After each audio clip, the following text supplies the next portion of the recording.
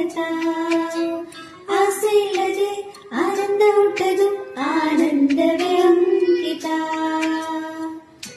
ಆನಂದಕ್ಕೆ ಹುಟ್ಟಿ ಬರೋ ಆಸರೆಯ ಬೇಡುತ್ತಾ, ಆಸರೆಗೆ ಹುಟ್ಟಿ ಬರೋ ಒಪ್ಪುಗೆಯ ಸವಿಯುತ್ತ, ಒಪ್ಪುಗೆಗೆ ಹುಟ್ಟಿ ಬರೋ ಅನುಭವದ ಕದಿಮಿತ. ನನ್ನ ಹೃದಯ ಟುವಿ ಟುವಿ ಅನ್ನೋ ಸಮಯ.